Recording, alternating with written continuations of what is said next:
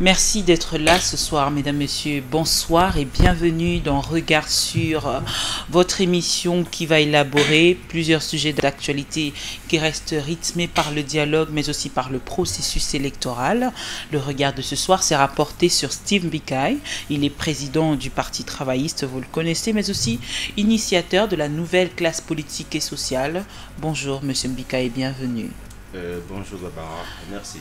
Monsieur Mbikaï, comment se porte d'abord le Parti travailliste? Ces derniers temps, on vous voit très souvent présent d'ailleurs sur la scène politique, en train de préparer les élections, les prochaines élections.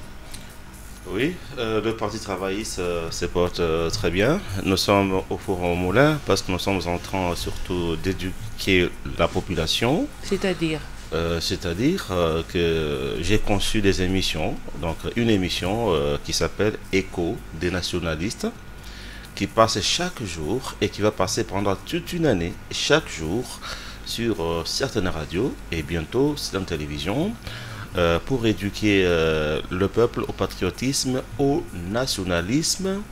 Il y a trois numéros. Premier numéro, on a décortiqué la vie, la philosophie de Thomas Sankara, et pourquoi il a été tué par les Occidentaux. La deuxième émission, nous avons analysé la mort de Kadhafi. Pourquoi on l'a tué par les mêmes Occidentaux? Pour le enterrer, parce qu'il avait de bonnes idées pour l'Afrique. C'est pour créer l'éveil patriotique dans les Congolais et dans l'Africain, pour la libération. Votre guerre, justement, votre souci de revoir, de reconquérir la souveraineté, c'est bien cela. De libérer mentalement le Congolais et l'Africain de l'emprise occidentale dans laquelle il est. Et dans le fait qu'on lui a appris depuis des millénaires qu'il est inférieur à l'homme blanc. Et ça se voit. Parce que l'homme noir a cessé la route qu'il avait vers le développement par rapport à sa conception de l'univers, de l'environnement, et par rapport à son développement, pour emprunter une voie qui lui a été tracée par l'Occident.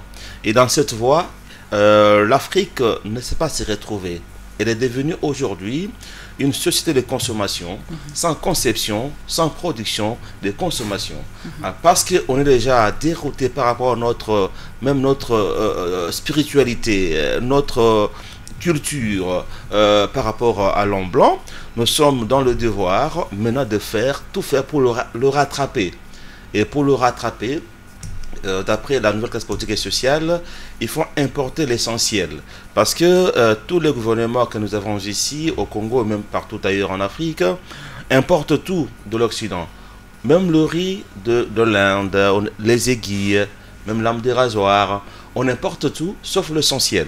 Mais dans le cadre de la nouvelle classe politique et sociale, nous pensons qu'il faudra un jour arrêter à importer les biens de consommation, n'est-ce pas, en important d'abord le savoir et le savoir-faire. C'est la science qui nous permettra de pouvoir tout faire chez nous. Mais justement, aujourd'hui, est-ce que vous avez préparé cet esprit récepteur, c'est-à-dire ces Africains, à pouvoir bien se prendre en charge? Parce que c'est aussi se prendre en charge, être indépendant dans son esprit, être libre, comme vous venez de le dire aujourd'hui, au regard justement de pratiques de nos chefs d'État africains, de nos dirigeants africains qui n'ont pas plusieurs cultures d'alternance, plusieurs cultures, quelques cultures de démocratie, etc. Nous, on vous a posé cette question un jour ici sur ce plateau. Est-ce que vous avez préparé les Africains ou vos récepteurs justement à pouvoir être libres, mais aussi leur dire que c'est pas facile aujourd'hui que l'Occident puisse laisser tranquille l'Afrique au regard justement du comportement de nos dirigeants africains? Oui, convaincu de la mission que je sens en moi et du fait que absolument un jour j'essaierai en train de diriger ces peuples, je me suis dit il faut commencer par le former d'abord. Parce que ici la mission d'un parti politique au Congo et en Afrique, c'est seulement de conquérir le pouvoir, même pour le pouvoir. Mais nous, au niveau de la NCPS, Nouvelle Classe Politique et Sociale, nous sommes dit, nous commençons d'abord par former le peuple à l'éveil patriotique, pour que le peuple arrache la démocratie. Quand le peuple aura sa démocratie, sa souveraineté, et qu'il pourra choisir les chefs qu'il veut, pas ceux que l'Occident veut qu'ils soient chez nous, en ces moments-là, ça sera le début du changement, le début d'affranchissement de l'Afrique par rapport à l'Occident. Vous savez que Jacques Chirac, vous l'avez suivi il y a quelques semaines, Jacques Chirac, ancien chef d'État français, a déclaré tout haut que la moitié de leur portefeuille, donc de leur richesse, provient vient de l'Afrique, de l'exploitation de l'Afrique. Et que trop c'est trop, il fallait arrêter. Alors, et nous, l'élite africaine, congolaise, que faisons-nous pour que ça s'arrête? Et c'est ça, justement, l'objectif de la création de la NCPS et sa mission. Et souvent, on me demande pourquoi avoir créé un courant, parce que généralement... On va y arriver, Steve Bikaï. D'abord, cette guerre contre l'ingérence occidentale a commencé depuis quand, hein, puisque avant, vous ne parliez pas de ça. Aujourd'hui, pourquoi avez-vous choisi ce moment? Oui, ce moment choisi, pourquoi? Vous savez, un jour, nous avions organisé une marche de l'opposition qui était partie de l'échangeur de limiter jusqu'au boulevard triomphal. Ce jour-là, j'ai vu dans notre marche les drapeaux du Canada, les drapeaux des États-Unis, les drapeaux de la France. J'étais tellement choqué que je me suis dit que ma place n'était pas dans ces groupes-là. Et par la suite, j'ai vu que dans beaucoup de choses, avant de décider, il faut se référer à l'ambassadeur de Belgique, l'ambassadeur des États-Unis. Il faut tout le jour parler, le voir avant d'agir. Bon, j'ai compris que ça, c'est toujours la continuité de la colonisation. Et c'est de là qu'est venue l'idée de créer, pas une plateforme.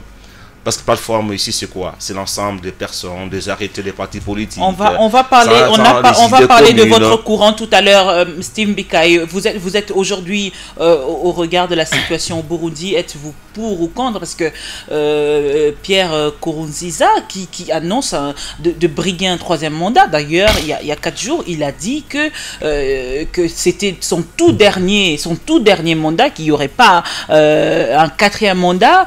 Or, c'est des élections. C'est-à-dire il va poser candidature, il y aura d'autres aussi qui vont poser leur candidature. Comment est-ce qu'il sait qu'il va passer? Et puis contrairement justement au délai donné par la constitution burundaise de rester là, de rester seulement à 2 mandats. Et aujourd'hui le travail de la communauté internationale, c'est-à-dire ce que vous appelez les Occidentaux, vous la soutenez? Vous savez, dans la conception de chefs d'État africains, il y a ce que Babo avait dit, Laurent Babo, que quand un chef d'État organise les élections, il y a 2 possibilités.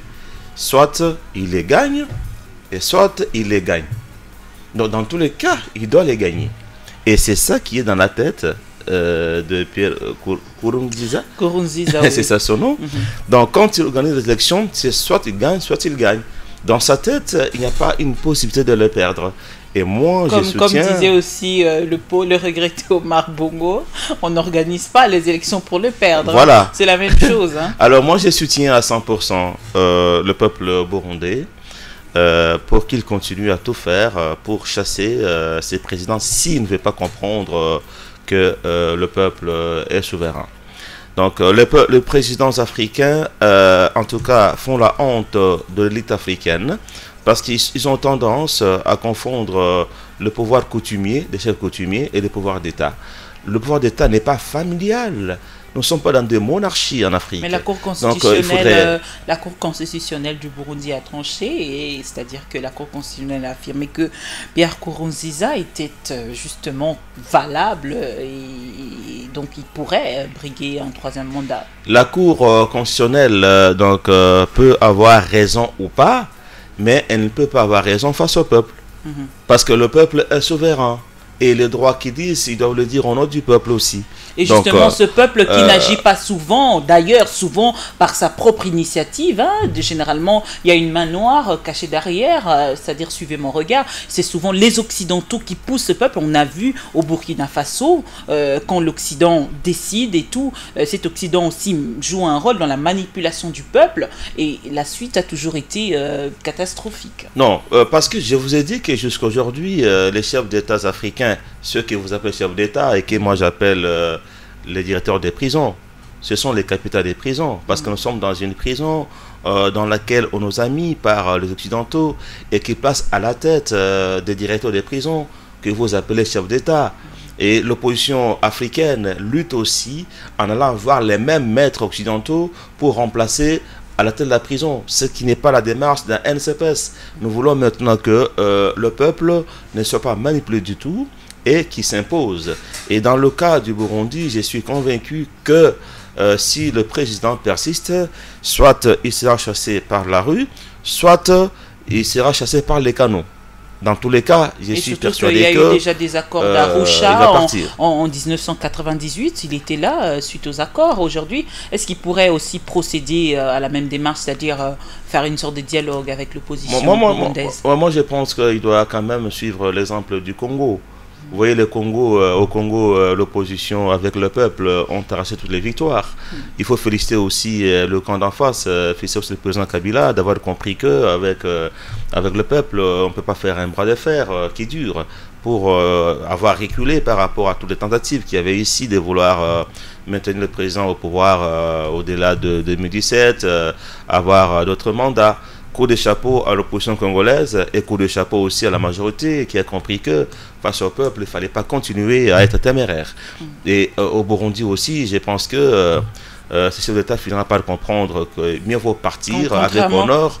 Contrairement à Pierre Nkurunziza, Kabila ne s'est jamais prononcé là-dessus. Sa femme d'ailleurs a accordé une interview à une crème de journalistes qui a affirmé que son mari allait respecter la Constitution.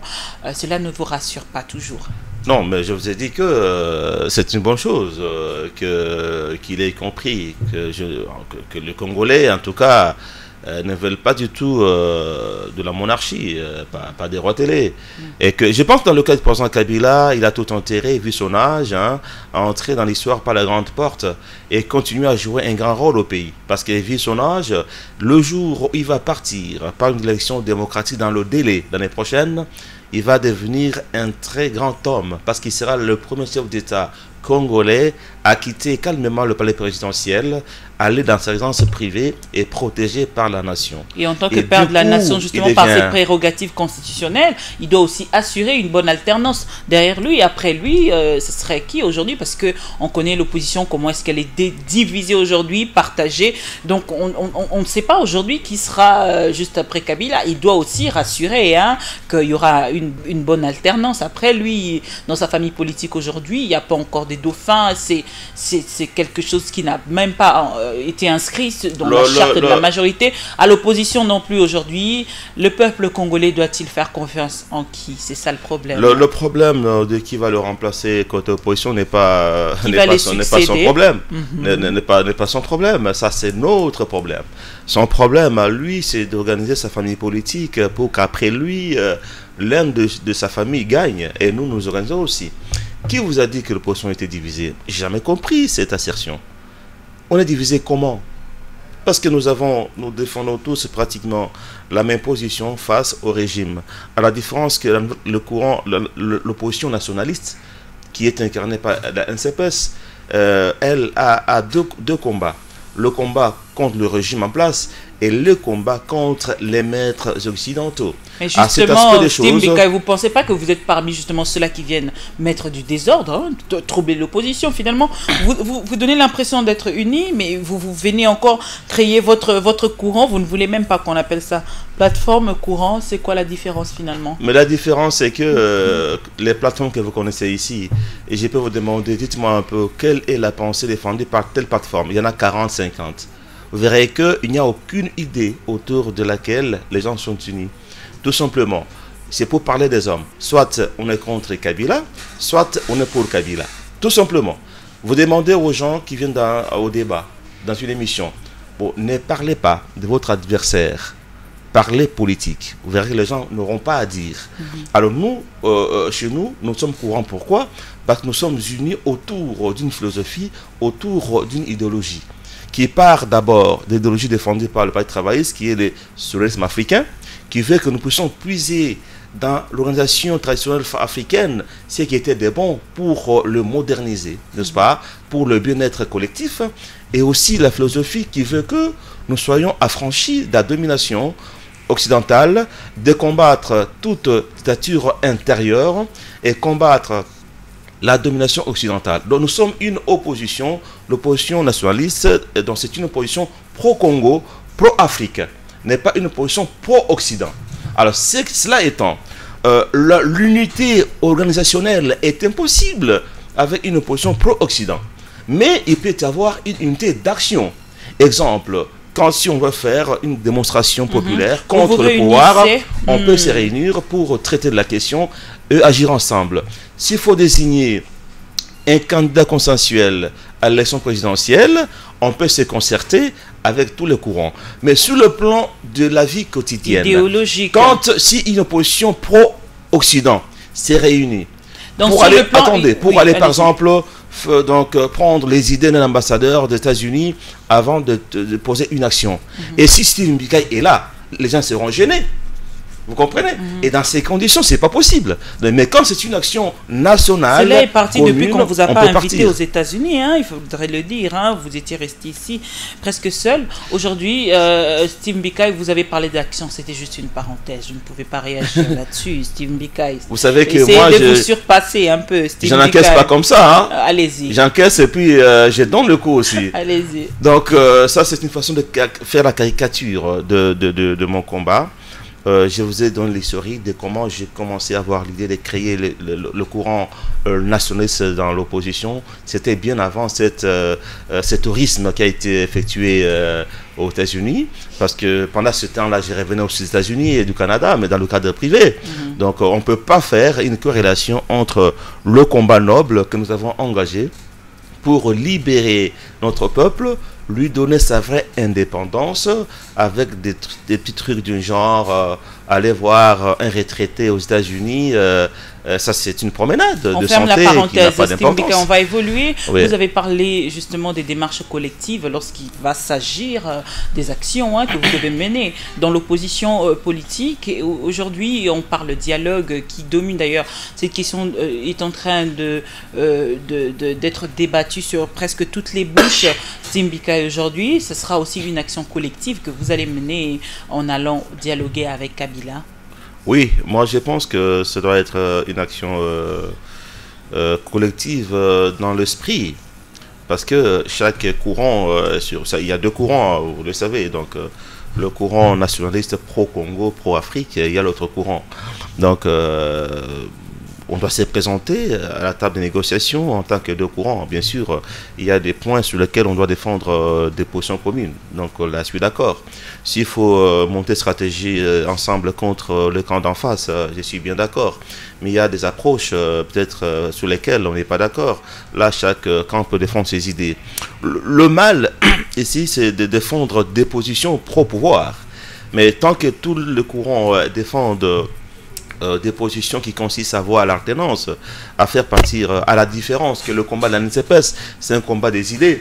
Vous remarquerez que ce soit moi-même, l'initiateur, ou d'autres cadres du Parti travailliste, quand ils parlent dans les médias, c'est pas pour attaquer les hommes, parler des hommes, c'est pour parler des idées qui font avancer la nation. Et sur ce point de vue, on peut être ensemble. Mais quitte à dire, comme je suis par exemple un collègue de l'opposition qui a déclaré que le patriarche Etienne Tshisekedi est le candidat unique de l'opposition et que peut-être ça sera donc sa couverture que les gens pourront aller au dialogue. Je me suis dit, vous avez suivi aussi, je crois, la déclaration qui a été faite il y a 2 jours par l'un des collègues de l'opposition par rapport au président Tshisekedi. Alors, je veux dire que nous sommes acteurs politiques. Tout ce que nous faisons, toutes nos démarches, notre comportement est enregistré par l'opinion, par la population. Chacun a intérêt à préserver sa dignité. Et cette puis, conscientisation n'est pas l'œil de tout le monde, il faudrait dire. Vous dites ? C'est pas toute l'opposition qui se dit, c'est qu'on fait. On est suivi par l'opinion. Certaines personnes ne regardent que leurs propres intérêts. C'était juste une précision. Ah oui, d'accord. Parce que dans l'espace de 6 mois, si je dois dire, ou bien 1 année, que je suis derrière X et après demain, X là n'est pas bon et c'est un diable. je suis derrière Y, et puis derrière Z, ça fait pas trop sérieux. Mais aussi, en ce qui concerne la nouvelle classe politique et sociale, et même le Parti travailliste, nous pensons que la question du candidat de l'opposition, n'est-ce pas, de l'élection présidentielle, c'est très important. Doit être inscrit à l'ordre du jour. Oui, il faut qu'il y ait... le dialogue, ou comment? Non, le dialogue, ça c'est... Non, là c'est différent. Parce que là, on est en train de parler du dialogue, là. Ah ouais, par rapport au dialogue, évidemment, par rapport au dialogue, j'ai dit que nous allons y partir tout unis dans l'esprit, mais chaque courant a son cahier des charges. Donc, et le dialogue lui-même... Est-ce qu'il s'agit de tout le monde? C'est tout le monde qui sera contacté, parce que selon les sources proches de la majorité, cette démarche aurait l'objectif de vouloir éviter ce qui s'est passé le 19, 20, 21, hein, c'est-à-dire que on aurait, bon, c'est-à-dire ça serait une sorte de préparation du glissement. Oui. Pour ce qui nous concerne, nous pensons que d'abord le dialogue a été demandé il y a plusieurs années. Nous avions même créé une structure qu'on appelait Coalition pour un vrai dialogue. Justement, pendant ce temps, le chef d'État ne voulait pas ce dialogue. Et dans ces studios, je vous avais dit que le vrai dialogue aura bel et bien lieu. Vous avez dit non. Et je vous avais garanti. Et je savais que le chef de l'État allait convoquer, accéder ce dialogue à l'approche de la fin du mandat. Évidemment, dans son intérêt. Alors, si nous partons aujourd'hui au dialogue... À ce qu'on sache, c'était l'UDPS quand même, hein, l'UDPS qui a un grand leader, le plus grand de l'opposition aujourd'hui, l'icône de l'histoire politique congolaise. C'est lui quand même qui a demandé ouvertement, et Kabila ne pourrait qu'accepter, et Kabila ne peut que dialoguer parce qu'il le dit à chaque discours qu'il a toujours sa main reste tendue. Steve Ok, mieux vaut tard que jamais. Mais à ce dialogue, on ne doit pas partir pour que nous, députés, qu'on puisse s'allier au chef de l'État afin de créer un glissement collectif, un glissement en cascade. Là, nous aurons craché sur la mémoire des morts du 19, 20, 21 janvier. En tout cas, si nous partons au dialogue, à notre entendement, c'est pour baliser le chemin qui va nous conduire à des élections apaisées. Et pour éviter là, c'est le cahier de charge de la nouvelle classe politique et sociale. Oui. Là, c'est votre cahier de charge. Oui, mais comme nous sommes pour la dialectique, n'est-ce pas, les idées se développent pendant le débat. Nous allons donner notre thèse, l'antithèse des autres, et après, il faut une synthèse. On ne peut jamais, on ne peut pas s'imposer. Ça, c'est notre cahier des charges, notre façon de voir les choses. Et l'autre courant de l'opposition aura aussi peut-être son cahier de charges, mais aussi la majorité. Si justement cette synthèse trouve comme conclusion le glissement, Steve Bika, vous allez quitter la table du dialogue. Je pense que nous ne serons pas partisans du glissement, parce que ça va conduire à beaucoup de choses, ce glissement-là. Nous allons entrer dans une phase de transition au pays, mais aussi, non, c'est-à-dire que distribuer des responsabilités à chaque acteur politique pour essayer de bien faire les choses. Mais c'est un recul, c'est un recul. Parce qu'il y a quelques années dans ce pays ici, pour être un ministre, devenir député, on s'est concerté, on dialogué et on s'est donné des postes en dehors du peuple. Aujourd'hui qu'on a commencé les cycles électoraux depuis 2006-2011, on doit continuer. Et aller encore discuter pour partager les pouvoirs, c'est un recul. Et à mon avis, ça c'est une trahison contre le peuple. Pensez-vous le seul moyen de régler tous les problèmes de la République aujourd'hui, c'est aller aux élections? Élections apaisées. C'est aller aux élections transparentes et démocratiques. En tout cas, faire le contraire, à mon avis, c'est trahir le peuple qui s'est battu pour le respect de la Constitution. Et ça, c'est notre position à nous en tant que Parti travailliste, mais aussi en tant que nouvelle classe politique et sociale. Dialogue, oui, mais pas pour violer la Constitution. Mais aujourd'hui, Steve Bika, justement, on a contacté quelques de vos collègues, hein,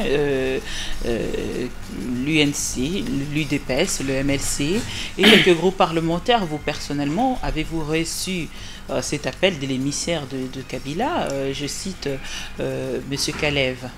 Oui, je suis vice-président du groupe parlementaire, d'un groupe parlementaire. On a contacté votre groupe parlementaire. Oui, nous avons été avec l'émissaire chef de l'État, nous l'avions écouté et on avait promis de donner notre position, notre réponse après concertation avec d'autres bureaux des groupes parlementaires. Dans tous les cas, c'est une affaire essentiellement de leaders politiques. J'estime, à mon point de vue, que on est d'accord parce qu'on a passé beaucoup de temps à demander ces dialogues. Maintenant que le dialogue arrive avant les élections. Donc, prédisposement, vous êtes déjà partant, hein, c'est ça? Oui, parce que nous ne pouvons jamais refuser un dialogue, surtout quand c'est un dialogue entre les Congolais. Vous savez très bien que l'opposition nationaliste que nous représentons, donc la nouvelle classe politique et sociale, est contre des choses qui sont organisées par les puissances étrangères. Contrairement à la proposition de l'UDPS qui demande à ce que Martin Kobler soit là comme facilitateur. Donc, Martin Kobler peut être là, peut-être parce qu'il est ici à la demande de la République démocratique du Congo. Mais si nous pouvons faire comme à la conférence nationale souveraine, par exemple, ça a été dirigé par Monseigneur Mosengo, nous étions entre nous. Il y a eu négociation Palais Marbre 1 et 2, quand le président Tshisekedi a été désigné Premier ministre, il n'y avait pas des étrangers, nous étions entre nous, en pleine crise. Pourquoi pas maintenant que nous puissions nous mettre face à face avec la majorité, avoir un compromis et l'appliquer. Et ça, c'est notre façon de voir les choses. Mais si d'autres partis politiques estiment qu'il faut absolument qu'il y ait une intervention extérieure, donc c'est un point de vue. Je ne suis pas là pour donner des leçons à d'autres partis politiques. Je suis là pour défendre les points de vue de l'opposition nationaliste, donc notre courant politique. Voilà. Alors, Simbika, vous avez dit qu'on a contacté votre groupe parlementaire. Aujourd'hui, pensez-vous que cette démarche devait aller dans le sens politique, seulement rester dans la politique, ou aussi essayer de toucher, c'est-à-dire les institutions parlementaires, le regroupement parlementaire, je cite les groupes parlementaires, entre autres. Mais les groupes parlementaires, c'est politique.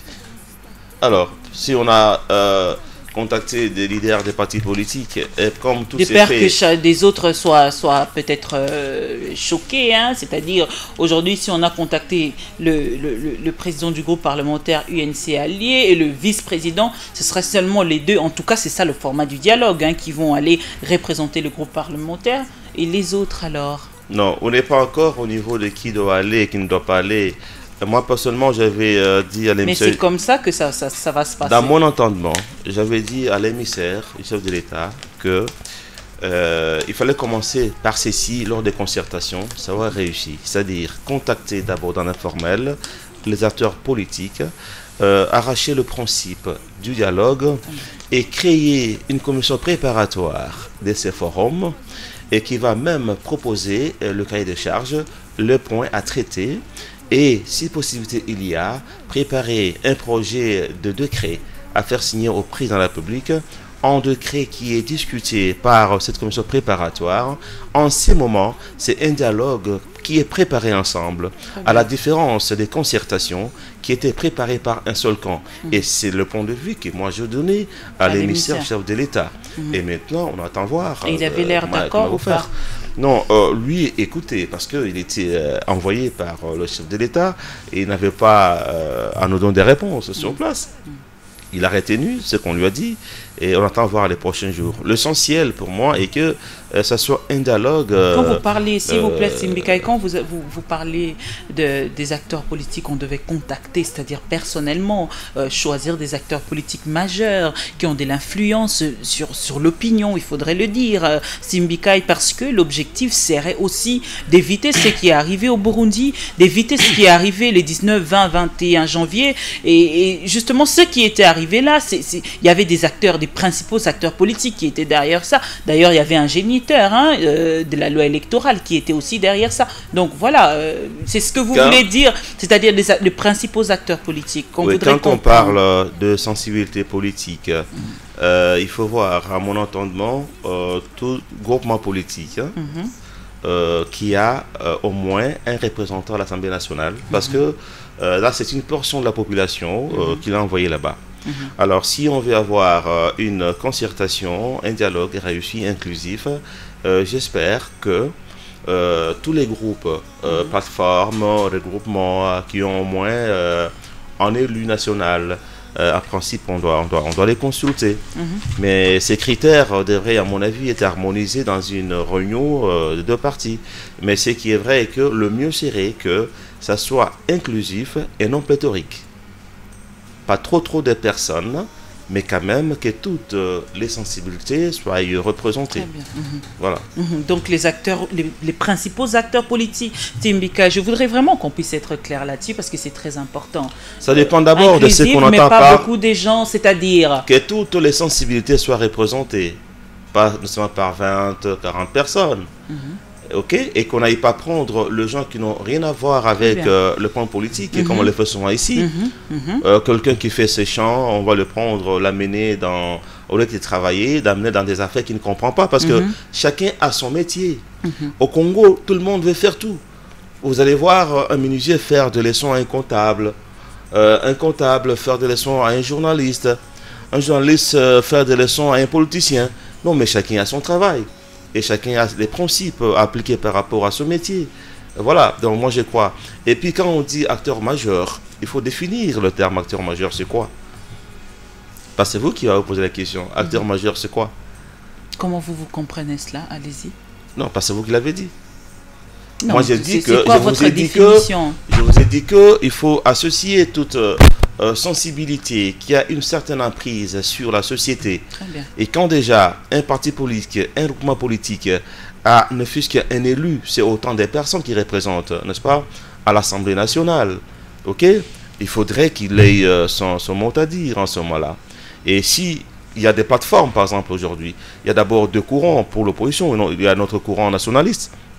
Il y a l'autre courant. Et dans ces courants-là, dans des courants, il y a aussi des plateformes. Mais si on peut, par exemple, voir chaque plateforme ou regroupement qui a au moins un député peut avoir en son sein 2, 3, 10, 15 partis. Est-ce que c'est ça le plus important, Stimbika? Il faudrait regarder des regroupements qui ont au moins un député. J'ai dit, ça c'est l'un des critères, c'est une proposition. Très bien. Déjà, quand on a un député, cela veut dire qu'on a une certaine sensibilité, n'est-ce pas, au sein de l'opinion. Et quand il y a des regroupements, on peut avoir pour un seul député 20 partis, 30 partis. Hein, et quand il y a déjà deux personnes de ces groupes qui est associés, c'est autant des partis politiques qui sont associés. Donc c'est une façon de réfléchir, c'est un point de vue. Mais, suivant ma façon de voir les choses, c'est une commission préparatoire qui peut arrêter des critères sur base desquels on doit faire ces concertations. Stimbika, vous avez parlé avec le ministère du président de la République. Est-ce que vous l'avez précisé que s'il s'agissait du glissement, vous n'allez pas être d'accord? Parce que probablement ce sera ça d'ailleurs, hein, l'objectif de ce dialogue. Ben, nous avons été tout à fait clairs, mais vous savez, quand on veut aller en dialogue, on n'a pas des idées figées. Parce que le début d'un processus détermine déjà la fin. Oui. Je voulais dire que quand on va au dialogue, ce n'est pas pour trahir le peuple, ça c'est notre position. Et nous avons eu aussi à relever cette inquiétude. Trahir le peuple, c'est le glissement pour vous? Trahir le peuple, c'est faire ce qui n'est pas dans sa volonté. Le peuple... Aujourd'hui, le peuple congolais, vous l'avez consulté, et ce peuple-là vous a dit que il ne voulait pas qu'il y ait glissement. Mais le peuple nous parle chaque jour à travers sa constitution, qui donne le mandat député. Notre mandat, c'est de 5 ans. Et cette constitution qui donne des possibilités aussi, à côté des articles verrouillés, à côté de certains articles qui déterminent les limites constitutionnelles. Ça, vous ne devez pas l'oublier. C'est le cas du Sénat aujourd'hui, des quelques assemblées provinciales, M. Mbikaï. Non, ça c'est une mauvaise interprétation de la loi et des textes constitutionnels. Quand on dit que le Sénat en place sera là jusqu'à l'élection de notre Sénat, ça ne veut pas dire qu'il faut faire 3 mandats comme ils le font aujourd'hui. Non, ça veut dire seulement que quand il y a une élection, en attendant que de nouveaux élus arrivent, vous êtes encore là. C'est comme l'année prochaine. Si nous élisons le nouveau chef de l'État au mois d'octobre, par exemple, jusqu'en décembre, l'actuel chef de l'État sera toujours en fonction. Mais justement, ça ne veut pas dire... C'est ça la possibilité constitutionnelle. Attendez, non, oui, écoutez. Oui. Si on élit un nouveau chef de l'État en octobre 2016, il est élu, mais n'est pas en fonction. En attendant qu'il prenne ses fonctions, le président Kabila reste encore en fonction pendant 3 mois. Ça ne veut pas dire qu'il peut faire encore 5 ans, 6 mois. Non, c'est pas ça l'idée du législateur. Et si on en fait une mauvaise interprétation... Non, justement, il y a un problème d'interprétation. Comme vous pouvez mal interpréter aussi. C'est-à-dire, votre interprétation n'est pas parole d'évangile, Steve Mbikaï. Est-ce que vous pensez que le législateur peut aller produire un texte qui veut dire qu'il n'y a pas nouvelle élection, on peut faire encore un mandat. Ça serait un non-sens. On doit faire venir quand même un mandat, c'est 5 bons ans, on sens. peut faire 2 ou 3 ans. Non, mais non, je crois que ça, c'est pas le bon sens. Et même ceux qui le disent sont conscients. Moi, ce que je veux, franchement, est que le président de la République actuelle entre dans l'histoire par la grande porte. Je sais très bien que les jusseurs qui sont tout autour ne peuvent pas être contents comme ça de les voir partir avec tous ces privilèges. Mais le jour que ça barde, tous y restent, hein, et le président part seul. On a le cas de Mobutu. Ceux qui étaient les chantres de Mobutu aujourd'hui sont les chantres du président Kabila. Ils seront les chantres demain de Steve Mbeki quand il sera là. Donc c'est les gens qu'on appelle les amis du pouvoir. Alors, au ce regard ne sont pas aussi, les amis du président Kabila, ce sont les amis du pouvoir. au regard Quand ça sert le de tour de M. plusieurs... Mbeki, ils sont tout autour. Mais justement, Steve Mbeki, quand on parle de ça, c'est pas parce qu'on imagine des choses. Hein. On regarde aussi les différentes contraintes qui sont dans le calendrier électoral, les contraintes budgétaires que vous avez même reconnues. Vous avez d'ailleurs voulu mener une démarche nationale, c'est-à-dire collecter des fonds justement pour permettre à ce qu'il y ait une bonne organisation des élections. Pour éviter la politique de la main tendue à l'extérieur qui nous met toujours en dessous des puissances étrangères. Mais pour que la démarche évolue, il faut que le gouvernement nous dise qu'il n'y a pas d'argent. Or, quand j'ai entendu le gouvernement à travers le vice-premier-ministre Bochab, c'est comme si ils vont disponibiliser l'argent pour les élections. Le Premier ministre Matata, c'est pas Bochab. Vous avez dit le vice-premier ministre. Ah, d'accord. En ce moment-là, ma démarche souffre un peu comment dirais-je, ça souffre de soubassement. C'est comme ça que je me tiens un peu, parce que je devais en principe obtenir de l'Assemblée la création d'un fonds populaire pour les élections. Et là, il faut que ce soit une aide qu'on apporte au gouvernement qui manque de l'argent. Ok. Mais si le gouvernement, nous dit que il y aura les moyens pour les élections, tout d'un coup, eh ben, ma démarche devient pratiquement inopportune. Parce que pour collecter l'argent, je ne le ferai pas comme ça vaille que vaille. Je dois avoir une espèce de disposition législative, donc à voter à l'Assemblée, pour me permettre ou nous permettre de créer ces fonds de soutien aux élections par la population. Mais je suis un peu buté à une difficulté de voir que le gouvernement qui a l'obligation de ces élections semble dire qu'il aura les moyens. Là, je suis un peu bloqué dans ma démarche, qui est pourtant une démarche citoyenne. Et républicaine d'ailleurs, Steve Mbeki. Et aujourd'hui, d'ailleurs, plusieurs personnes hésitent encore d'aller aux élections. Ces gens se disent, il y a plusieurs d'ailleurs que j'ai rencontrés, ont peur de poser leur candidature. Est-ce qu'il y aura élection? Est-ce qu'il n'y aura pas élection? Ils vont au dialogue, etc. Qu'est-ce qui va arriver finalement? Non, la nouvelle classe politique et sociale, tout comme le Parti travailliste, nous préférons être prêts à toute éventualité. On est préparé à toute éventualité. Mais j'estime que l'élection des députés provinciaux aura bel et bien lieu parce que c'est anormal qu'on laisse les gouverneurs. Et déjà on a reporté, la CENI a reporté la date, élargi le délai justement au regard des réceptions qu'il n'y avait pas d'engouement, c'est-à-dire des dépôts de candidatures finalement. Parce que plus de 400 partis politiques, seulement 7 candidatures, finalement 7 partis la majorité qui ont déposé leur liste. La majorité a biaisé les règles du jeu en prenant une loi qui complique les citoyens au lieu de leur faciliter la vie. Un gouvernement où les élus, quand ils prennent des lois et des textes réglementaires, ça doit être pour faciliter la vie au peuple et non pas pour la compliquer. Cette loi a compliqué les choses en demandant par exemple 500 000 francs congolais pour le dépôt d'une seule liste, n'est-ce pas, de députés provinciaux. Il y a combien de circonscriptions électorales dans le pays? Quel est ce parti de l'opposition qui peut avoir 150 000 $ à payer du coup pour ces candidatures? Or, notre peuple est clochardisé et la plupart des candidats n'ont pas de moyens. Vous voyez qu'au lieu de faciliter la démocratie, on vient la compliquer. On vient créer une démocratie des bourgeois. Ceux qui sont au pouvoir, nous savons qu'ils puisent dans la caisse de l'État pour les actions politiques. Et nous, de l'opposition, qu'est-ce qu'on va faire? Mais donc, c'est une tricherie. Vous n'avez pas des preuves de cette affirmation. Si vous pensez cela, il faudrait aller dans le site Je dénonce pour dénoncer ces acteurs qui puisent dans les fonds publics, dans les caisses publiques. C'est un secret des polichinelles. Quand il y a une action contre un ministre, un membre du gouvernement à l'Assemblée nationale, et qu'on appelle les députés de la majorité pour recevoir un peu de carburant le soir, je me demande d'où vient cet argent, quel est le libellé de cet argent, si ce n'est pas puisé dans la caisse de l'État. Oui, mais vous êtes au Nous courant devons arrêter avec ces pratiques. de ce site mis en place par le Conseil spécial du chef de l'État en matière de lutte contre la corruption. Monsieur Luzolo Bambi, vous saluez cette initiative. Vous savez, madame... Que la population d'ailleurs salue beaucoup.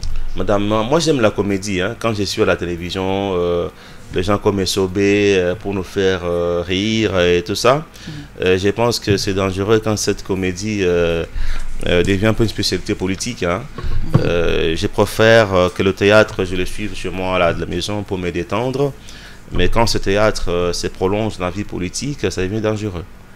Donc pour vous, c'est un théâtre et pourtant la population a salué cette initiative d'aller dénoncer les personnes qui volent l'argent de la République, qui ne sont pas poursuivis. Les noms qui seront plus répétés, ben peut-être que on va citer le nom de Steve Mbika là-bas. Qui sait, c'est-à-dire le nom qui seront répétés plusieurs fois. Donc ces personnes-là seront poursuivies. Au Congo, et corrupteur, la personne même qui est censée lutter contre la corruption. C'est qui est très grave. Donc moi je vous ai dit que je n'aime bien sûr la comédie. Qu'est-ce que vous voulez insinuer, Steve Mbika? Ce sont les personnes qui sont censées arrêter les voleurs qui volent eux-mêmes. Les personnes qui sont censées défendre la probité morale sont les mêmes personnes qui, quand il y a une action, vous avez une majorité, sont vos députés. Pourquoi est-ce qu'il faut leur remettre ce qu'on appelle le carburant entre guillemets avant des grandes décisions? Ça, c'est une corruption. Comment est-ce qu'une corruption peut être ici comme ça au sommet de l'État? Et c'est quelle république? Et ce sont les mêmes personnes qui vont vous dire... Parlons de l'Assemblée nationale, on n'a plus assez de temps. L'Assemblée nationale aujourd'hui, finalement, cette chambre de représentativité de tous les Congolais, Stimbika, comment vous trouvez cette chambre finalement? Est-ce que les actions sont républicaines? Est-ce que c'est vraiment le temple de la démocratie? On a vu le vice-premier ministre aller et puis et après il est parti. Qu'est-ce qui s'est passé finalement? Non, je crois qu'on doit même avoir honte d'appartenir à toutes les institutions congolaises quand on voit ce genre de choses. Il n'y a qu'au Congo où on peut faire ce genre de choses. Ça discrédite notre Assemblée nationale. On ne peut pas arrêter une motion de défiance par une motion incidentielle. Et ce qui est avantageux dans cette démarche, et ce qui me réjouit, est que les leaders de la majorité sont conscients qu'ils ont perdu le contrôle de leur majorité. Donc, ils ont eu peur, parce que normalement et ces députés-là devaient rejeter cette motion de défiance dans les urnes. Et moi, ça me réjouit de constater qu'ils sont conscients que même les propres élus ne sont plus d'accord avec eux. Et c'est que le président de l'Assemblée... Malgré ce que vous venez d'affirmer, l'argent de carburant qu'ils ont pris... c'est ce que je dis. Donc, malgré l'argent de carburant qu'on peut donner le soir à l'endroit habituel... à certains députés, on n'est pas toujours sûr que dans l'isoloir, ils vont voter suivant le mot d'ordre donné par la majorité. Mais qui devait justement, c'est-à-dire mener cette démarche parlementaire, c'est-à-dire une motion de défiance? Il fallait qu'on puisse procéder au vote. C'était au bureau, non? C'est la responsabilité incombée le membre du bureau de l'Assemblée nationale. Le bureau avait même fait venir les isoloirs ces jours-là. Oui. On savait qu'il y aurait vote à la fin. Oui. Mais curieusement, ils sont passés par une motion. Et qu'est-ce qui s'est passé? Qu'est-ce qui s'est passé, Stimbika? C'est la population qui voudrait comprendre. Parce que jusque-là, la population n'a jamais rien compris. Madame, vous savez, par exemple, un sorcier ou alors, c'est pas moi, un adultère, n'est-ce pas? Quand on l'arrête... on n'a pas besoin d'avoir une preuve matérielle. Mais le comportement à lui seul peut faire comprendre que cette femme est infidèle. Quand on vous parle des carburants qu'on donne souvent, on vous parle d'une motion incidentielle malvenue pour arrêter une motion de défiance. Allez comprendre pourquoi ces gens-là font ça. Parce mais que le dernier mot revient au bureau de l'Assemblée nationale, hein, représenté par le président de l'Assemblée nationale, qui était là présent ce jour-là. Il a fait venir l'isoloir. Et qu'est-ce qui s'est passé? Donc c'est lui qui a fait passer cette motion incidentielle. Il faudrait expliquer à la population. Généralement, vous savez, avec raison, avant de grands enjeux, hein, chaque camp s'est réuni pour préparer ses stratégies.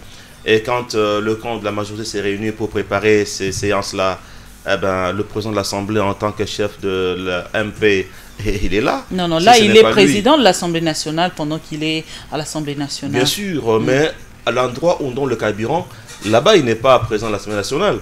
Là, il est le chef de la majorité. Et quand la stratégie est arrêtée par sa majorité, il va se vêtir de sa robe de président de l'Assemblée nationale pour faire passer cette stratégie. Et c'est ce que nous avons vécu dans la salle. Finalement, le peuple dans tout ça, que devient le peuple, Steve Mbika? Parce qu'on vous a envoyé là-bas pour justement essayer de faire correctement le travail, faire parler justement la voix de son voix. Steve Mbika, et finalement, ce peuple est déçu de vous tous. Pourquoi vos actions n'aboutissent pas, et lorsqu'il y a un petit problème, vous sortez de la salle, et finalement la majorité pourrait faire ce qu'elle veut, vous l'opposition, vous sortez finalement... Je vais vous donner mon point de vue par rapport à ce soit de sortir de la salle. Oui.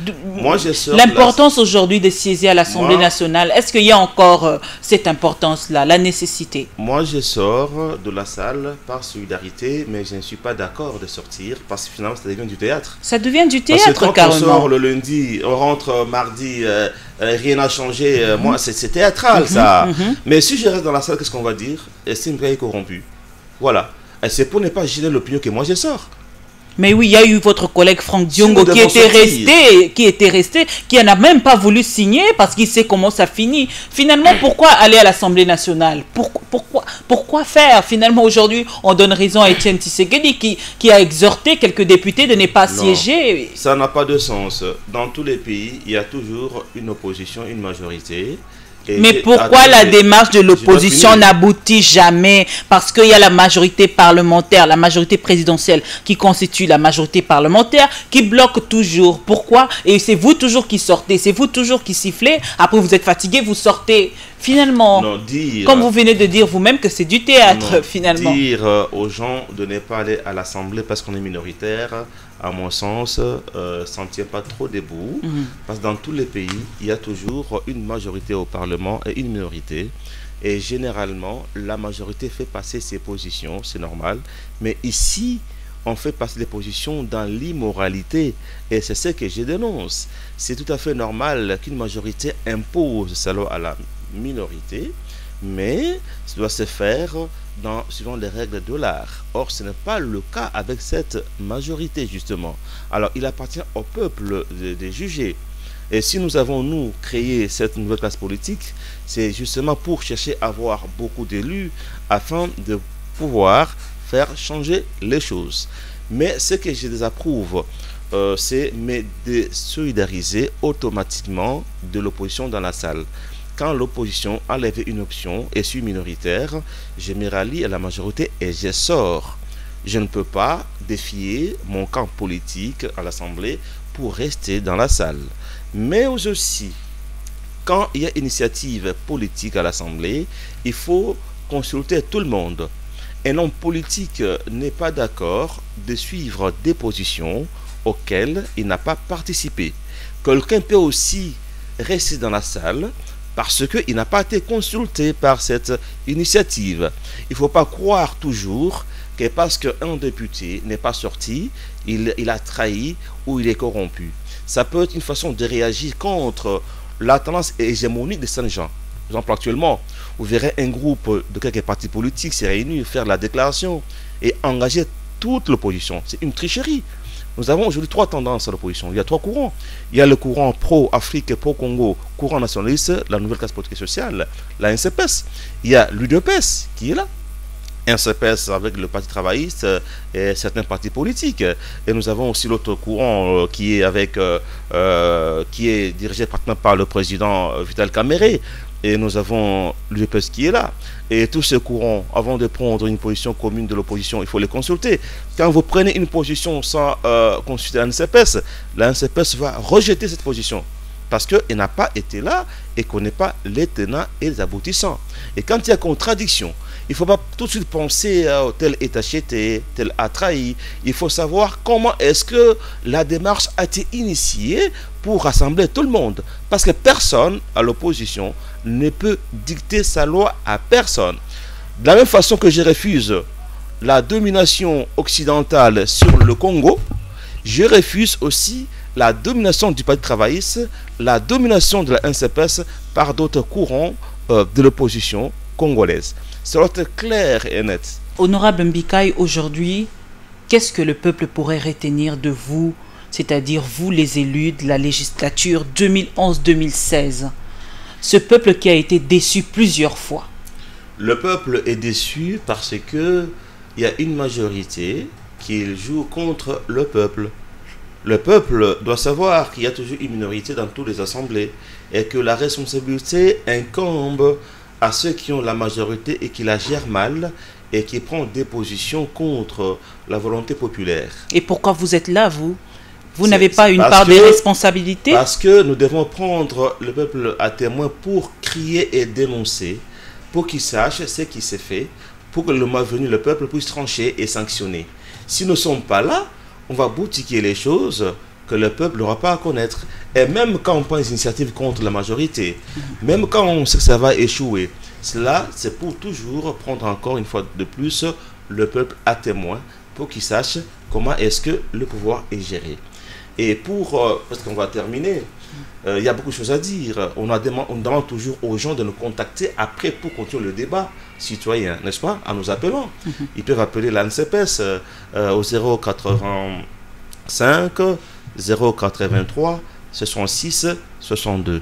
Répétez s'il vous plaît. 085 083 66 62. Nous sommes prêts à continuer le débat et ceux qui veulent rejoindre le camp de l'opposition nationaliste pro-Congo, pro-Afrique, peuvent nous appeler pour continuer les débats en dehors des caméras. Voilà, ceux qui veulent rejoindre la nouvelle classe politique et sociale peuvent appeler à ce numéro-là. C'est donc là le dernier mot de Steve Mbikaï pour ce soir. Mesdames, Messieurs, à vous également un grand merci de nous avoir suivis. Vous allez suivre cette émission en continu sur www.dossierDafrique.com, mais aussi sur la page Facebook Barbara Nzimbi official.com. Vous allez suivre cette émission en rediffusion demain, samedi, à partir de 10h juste. Moi, je vous retrouverai vendredi prochain, ça sera avec le même plaisir. Au revoir.